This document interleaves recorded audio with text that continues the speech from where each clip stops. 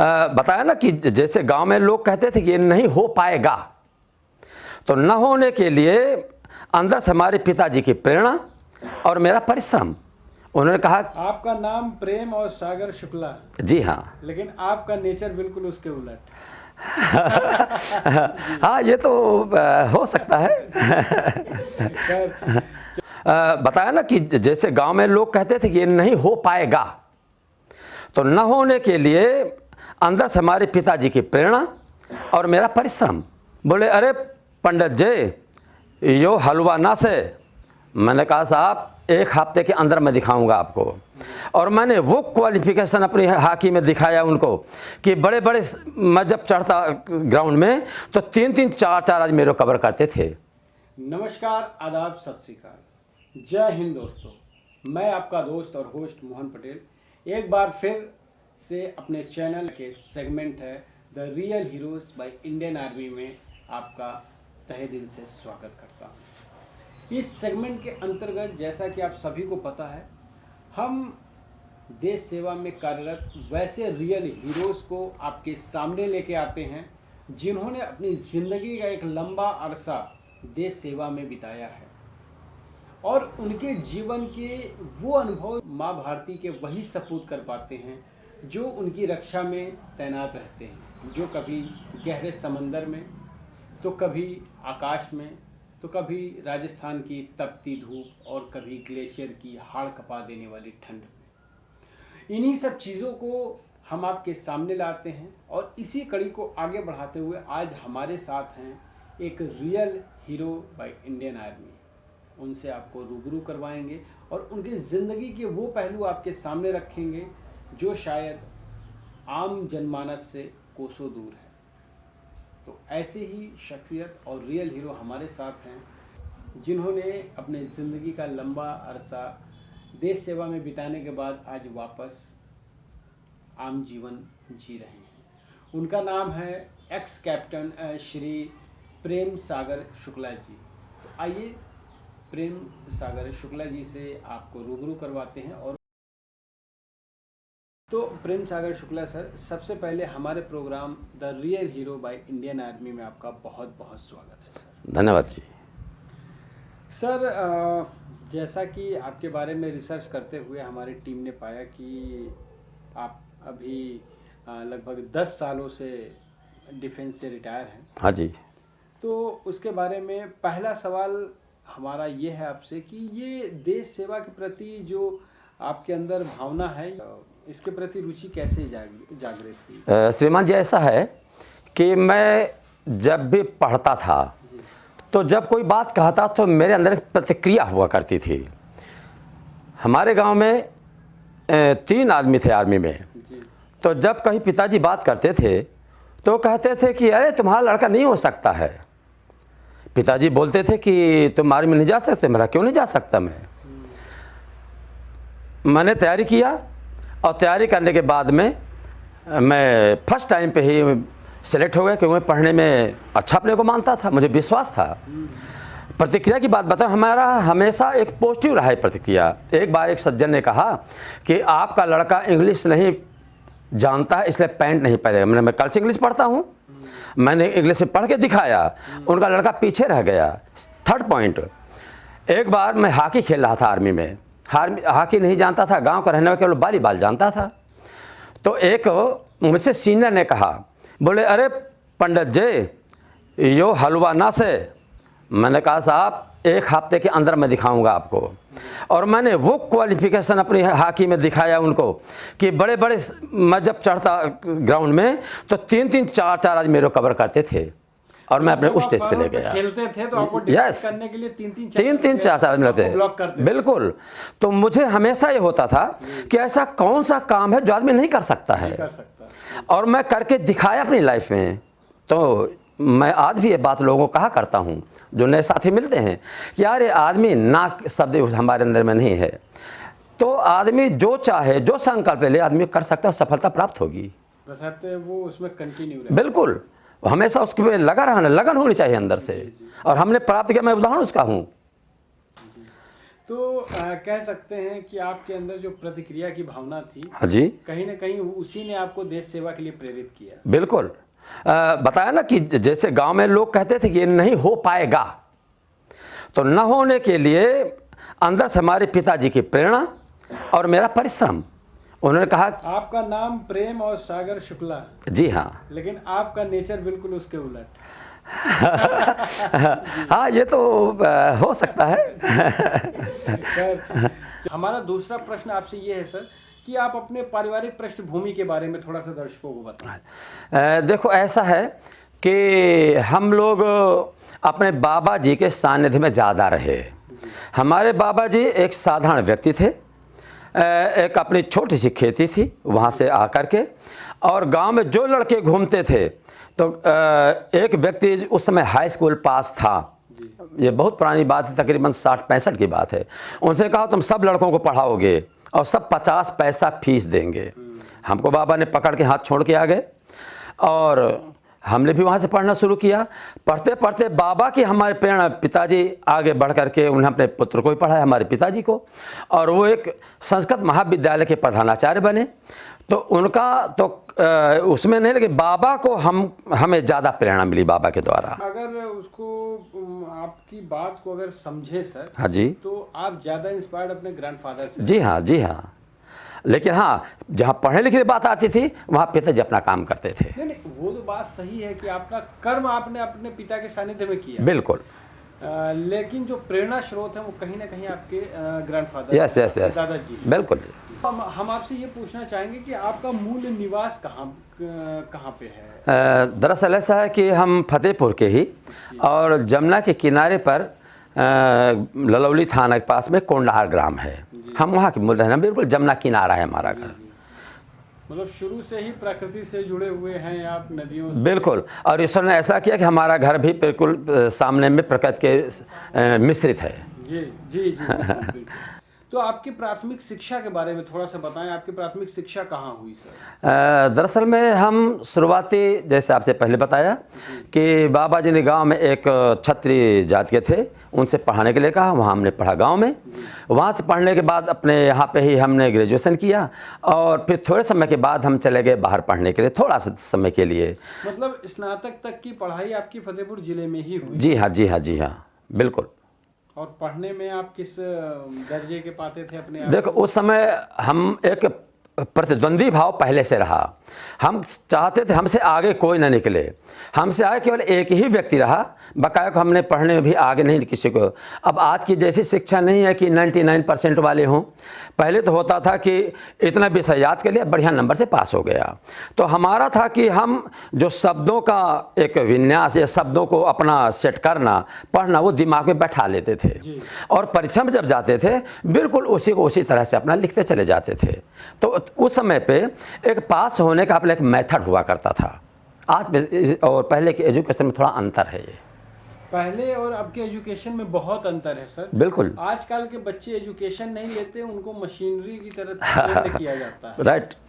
और पहले का एजुकेशन सिस्टम हमको सांस्कृतिक और संवेदनशील बनाता था। बिल्कुल। और आज का एजुकेशन हमें मैकेनिकल पूरी तरह से लाइक दैट बनाता है। बिल्कुल।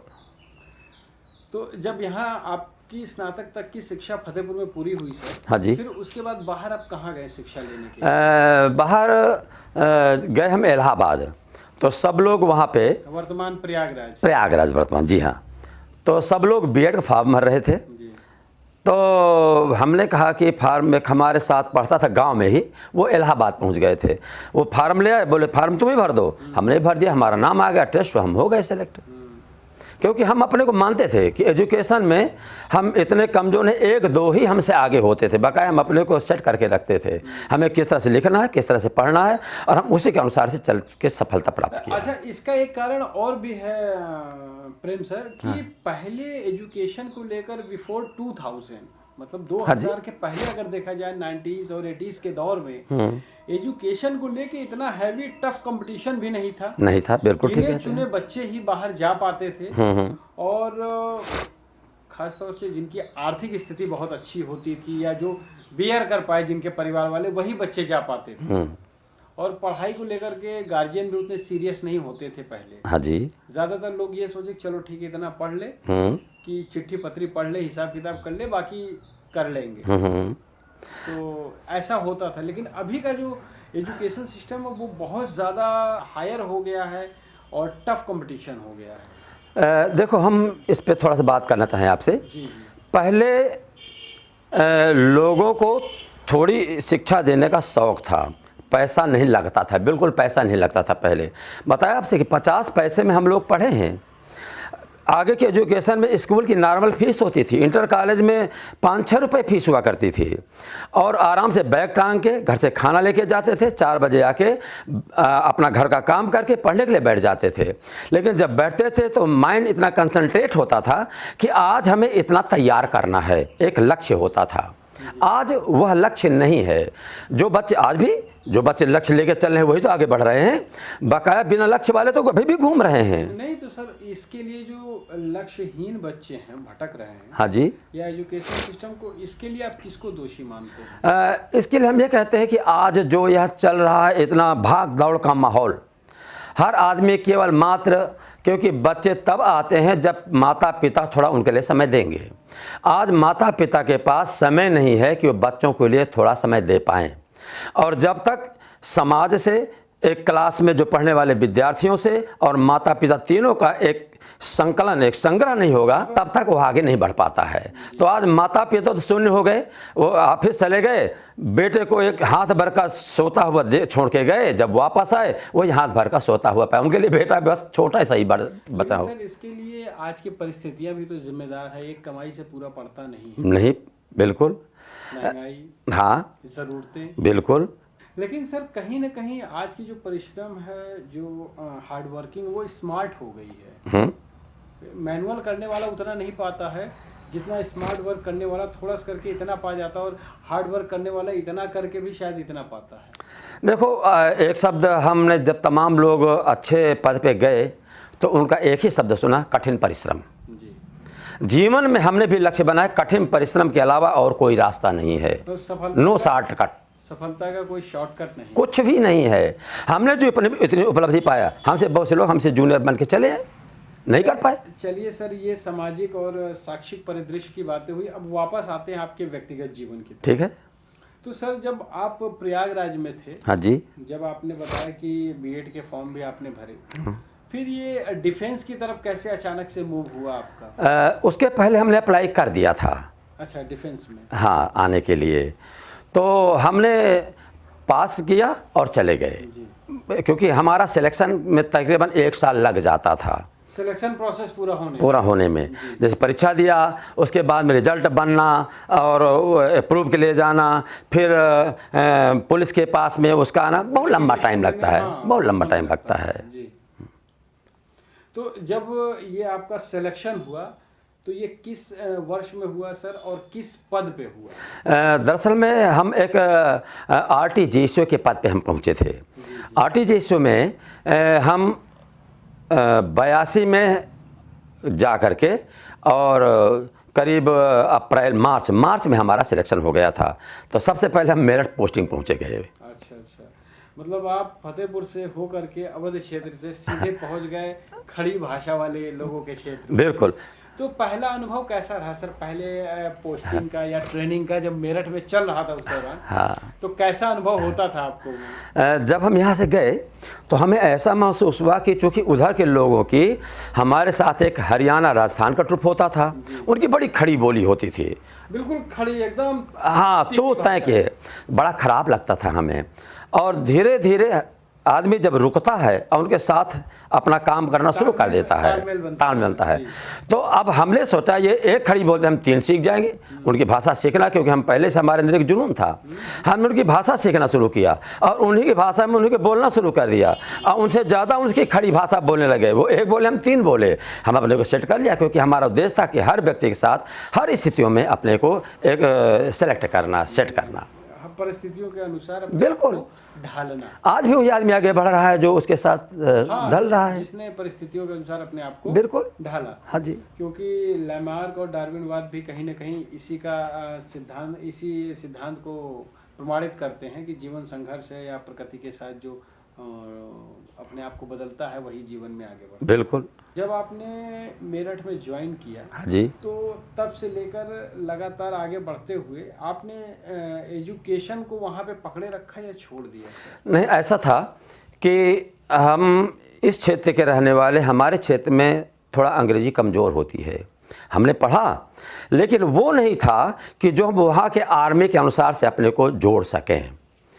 तो हमने वहाँ जा कर के और पहली बात तो अपना अध्ययन शुरू किया अंग्रेजी के साथ में। फिर वहाँ से आके यहाँ एक विषय का लेके फार्म भरना शुरू कर दिया।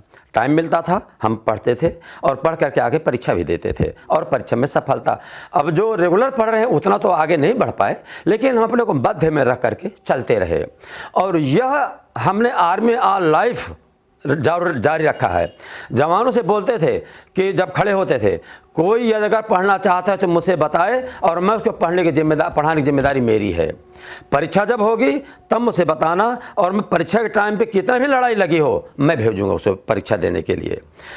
लेकिन एक मेरी थोड़ा कड़वाहट भी थी कि यदि अगर कुछ, मुझे पता है यूपी में परीक्षाएं आती हैं, डेट फिर चली जाती है, फिर आती है, मेरा सख्त संदेश होता था घर जाओ, परीक्षा अगर आपकी पोस्टपोन हो जाती है आप वापस आ जाओ, नहीं तो फिर मुझसे ज़्यादा कड़वा आदमी नहीं होगा, दोबारा शायद छुट्टी न मिले। मैं दूंगा ही नहीं छुट्टी। आप आ जाओगे 3 बार जाओ, 3 बार मिलेगी छुट्टी और मैं दिलाऊंगा, लेकिन परीक्षा देना है तुमको।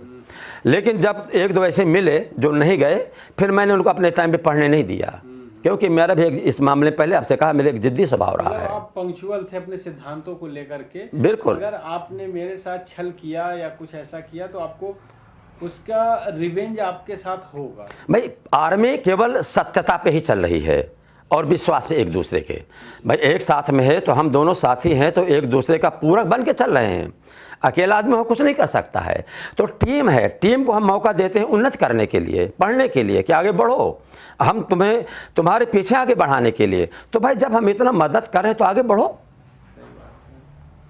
तो सर इतना आपने अपना भी एजुकेशन जारी रखा, आपने जो आपके अंडर में कलीग्स काम करते थे या जो आपके जूनियर होते थे, उनको भी एजुकेशन के प्रति आपने प्रेरित किया और आगे बढ़ने के लिए पूरे मौके दिए उनको। हाँ जी, ये तो बहुत अच्छी बात हुई। लेकिन अगला प्रश्न जो है सर, इस दौरान आपने किन किन पदों पे प्रमोशन पाए और किस पद से आप सेवानिवृत्त हुए? देखो हमारे आर्मी में ऐसा है कि जो कमीशन्ड होते हैं, जो जीएसओ से जाते हैं, वो 2-3 पद हुआ करते हैं, बकाया सिपाही जाते हैं, फिर आगे लेफ्टिनेंट से आर्मी में जाते थे। तो हम जब नायब सूबेदार गए और अपने टाइम पे ही हम सूबेदार बने, सूबेदार मेजर बने, लेफ्टिनेंट बने और लास्ट में मैं कैप्टन के पद से सेना से वापस सेवानिवृत्त होकर के घर आया। मतलब भारतीय सेना के इतने महत्वपूर्ण पदों को सुशोभित किया, उसके लिए हमारी पूरी टीम की तरफ से बहुत बहुत बधाई हो सर आपको। बहुत धन्यवाद आपकी टीम को हमारी तरफ से भी। अब अगला प्रश्न ये है सर कि कोई ऐसा की मोमेंट बताइए, कोई ऐसा मेमोरेबल मोमेंट बताइए जब आपको लगा हुआ कि भारतीय डिफेंस में, इंडियन डिफेंस में रहने के दौरान आपको प्राउड फील हुआ हो। देखो एक ही घटना लास्ट की बताते हैं, सेना में तो बहुत चलती रहती हैं। लास्ट में जो एक हम अपने एक छाप छोड़ के आए, कई बार एक लड़ाई के माहौल बने, कहीं ये तो एक सेना का व्यूह होता है कि किसको कहाँ हम लोग पीछे बैठे हैं, कब मौका, क्योंकि हमारे आगे जो प्लानिंग अफसर हैं वो किसको कैसे कैसे करते हैं, वो अपनी जगह में सही है, वो उनका काम है।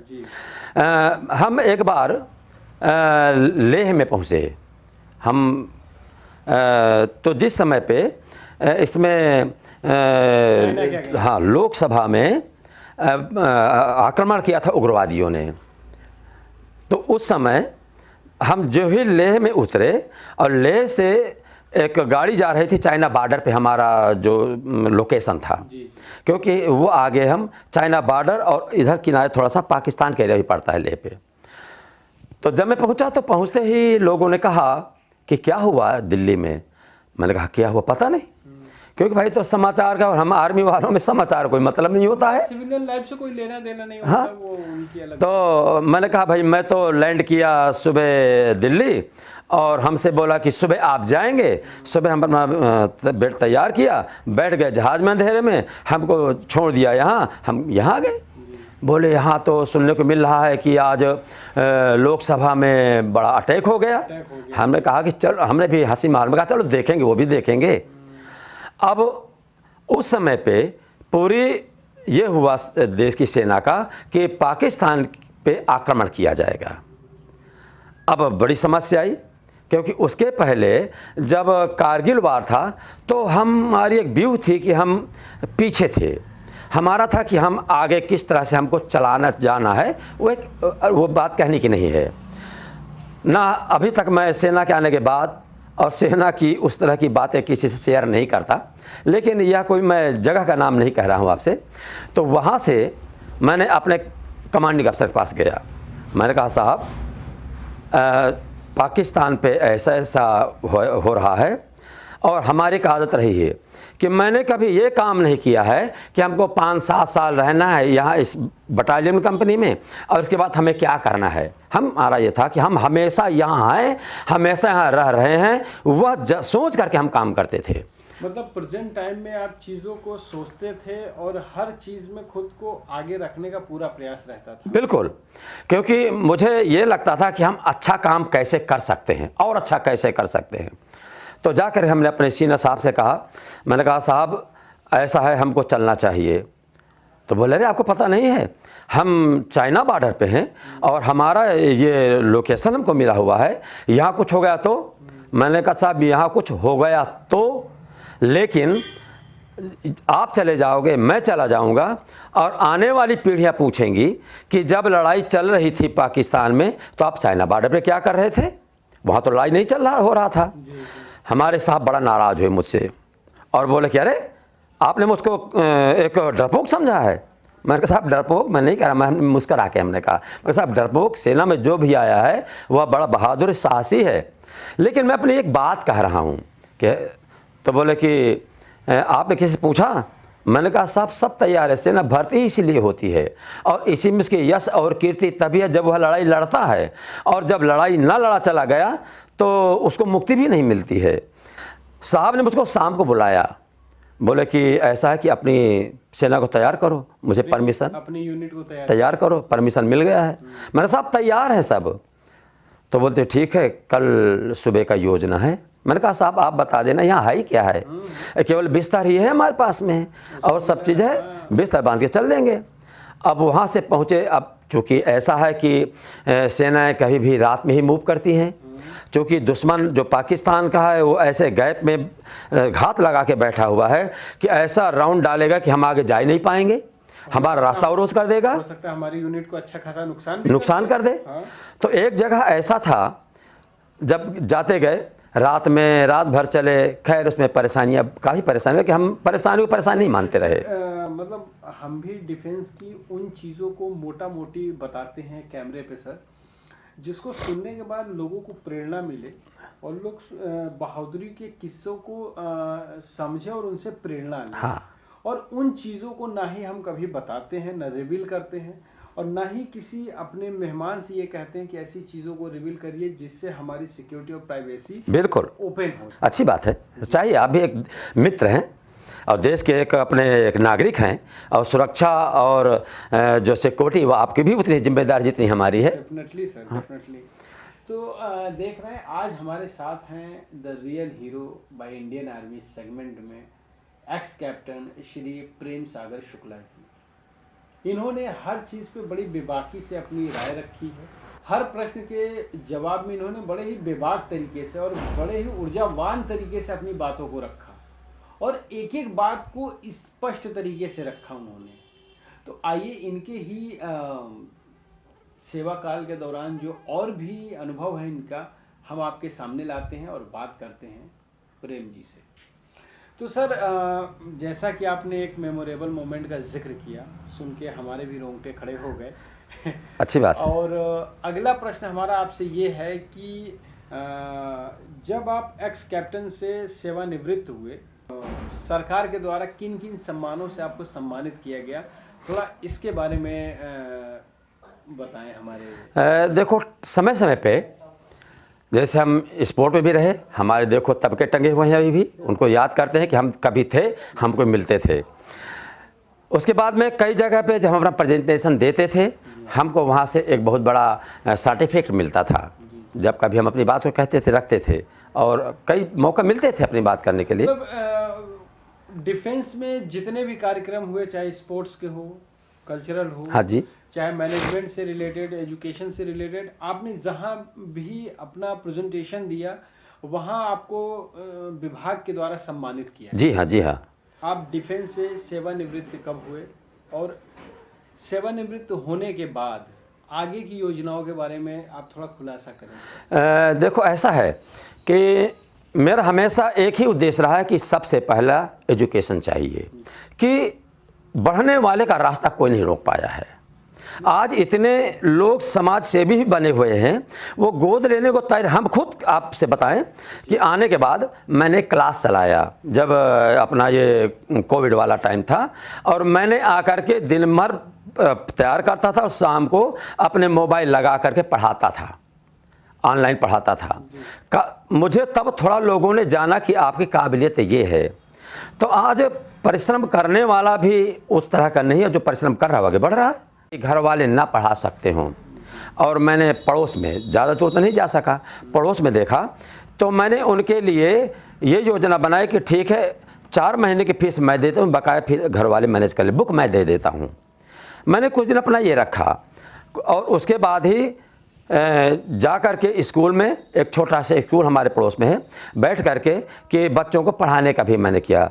उसके साथ सुबह मैं जब वॉकिंग के लिए जाता हूँ तो ग्राउंड में बच्चों को थोड़ी देर, आज भी मेरा नियम है, बच्चों को, तुम क्या कर रहे हो, तुम ऐसा करो, तुम क्या कर रहे हो, तुम ऐसा पढ़ो, तुम सेना के लिए क्यों नहीं करते हो, आज कितना दौड़ के आए हो, चलो आज मैं यहाँ बैठा हूँ, तुम एक चक्कर लगा के आओ, मैं देखता हूँ कितना देर में लगाते हो, कितना कैसे तुमको रन करना है। उसमें जो पास हो, फिजिकल पास हो गए हैं, उनको भी मैं भी आज बताता हूँ वहाँ, और आते हैं, वो लेके आते हैं कि एक फौजी है और वो बड़ी अच्छी फौज में परीक्षा के बारे में बताते हैं। तो मैं उनको कि ये तैयार करो, ये तैयार करो, ये तैयार करो, तुम्हारा हो जाएगा। आज भी हम अपनी उस जो अनुभव वहाँ से मिला हुआ है उसको सजीव रखे हुए हैं। मतलब आपने फौज से रिटायर होने के बाद भी अपनी सामाजिक और शैक्षिक जिम्मेदारियों को उसी तरह लिया जिस तरह आप फौज में करते हैं। बिल्कुल, क्योंकि हमारे बाबा कहा करते थे कि ब्राह्मण कर्तव्य है मृत्यु समय तक विद्या अध्ययन करना और अर्थ का संचय करना, और समाज को एक सही दिशा में सांस्कृतिक और निष्पक्ष और न्यायपूर्ण मार्ग प्रशस्त करना। बिल्कुल जी, वो हमारा आज भी है कि जो गलत है उसको हम गलत कहते हैं। तभी कोई यहाँ के लोग बहुत चिढ़ते हैं कि यार उस फौजी को न कहो, वो तो क्योंकि किसी का पक्ष लेना है, केवल न्याय का हमें रास्ता दिखाना है। बिल्कुल, और यहाँ वो चाहिए जो कि चाटुकारिता वाला व्यक्ति हो, वो अपने पे होने के 32 साल जब नहीं किया, अब नहीं सीख पाएंगे वो हम। सर, कुछ लोगों के अंदर वो चीज़ होता है, अपने सिद्धांतों से कोई समझौता नहीं करते। बिल्कुल।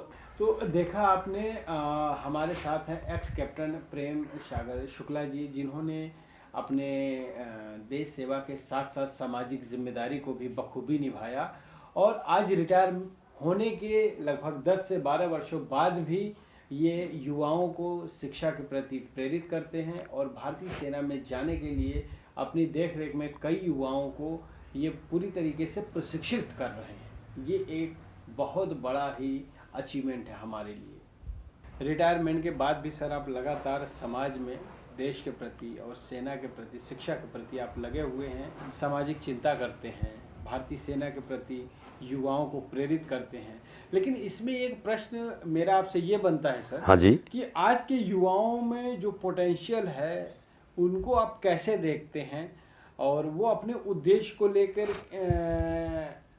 क्या पथ भ्रमित है या बहुत ज़्यादा फोकस्ड है?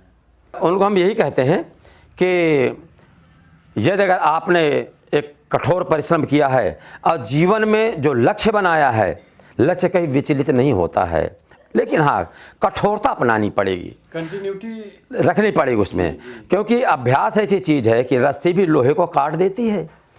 तो जब हम रोज़ करेंगे, आज हम उतनी रनिंग करके आ रहे हैं 10 मिनट में, अगले दिन 9 में आएंगे, हम 5 मिनट में ले आएंगे, निश्चित लाएंगे।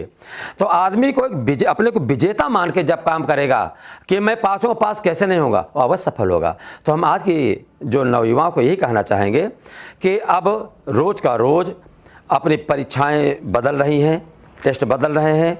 आज तो सरल है कि मैथ में कौन कौन से प्रश्न पूछे जाएंगे, सामान्य ज्ञान में क्या होगा, अब तो बड़ा सरल है।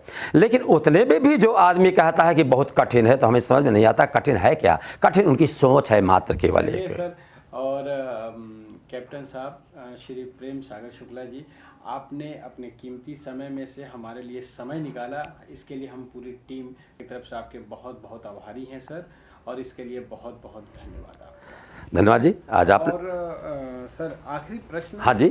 आखिरी प्रश्न ये है सर कि हमारी लाइव टॉक इंडिया की टीम के साथ अच्छा, आपने इंटरव्यू किया, काम किया सर, हमारे साथ काम करने का अनुभव आपका कैसा रहा? नहीं, ये तो हम पहली बार देखे हैं। एक सरलता, नम्रता, एक अच्छे सरल भाषा में प्रश्नों का करना, यह आप में बड़ी एक खूबी हमने देखा। और आपने एक पॉइंट टू पॉइंट, ज़्यादा प्रश्न का विस्तार भी नहीं था आपका, तो यह हमें बड़ा अच्छा लगा। और शायद हम अपने लाइफ में पहला ऐसा देखा होगा जो आपने इतने सरल शब्दों में हमसे पूछा, और हमने अपनी एक योग्यता के आधार पर जैसा बने हमने वैसे आपसे बात का जवाब दिया। चलिए सर, आपके इन ब्लेसिंग्स के लिए और आपके कीमती समय और सुझाव के लिए बहुत बहुत धन्यवाद। हमारी यह आकांक्षा है कि आपका यह कार्यक्रम और बढ़ता रहे, और आप भी खूब उन्नति करो, आप भी खूब आगे बढ़ते रहो, ये हमारी शुभकामना। आपने देखा, आज हम थे एक और real hero ex captain Shri Prem Sagar Shukla ji के साथ, और अगली बार अगला पड़ाव फिर किसी रियल हीरो के साथ। तब तक के लिए आप लोग अपना ध्यान रखें। नमस्कार।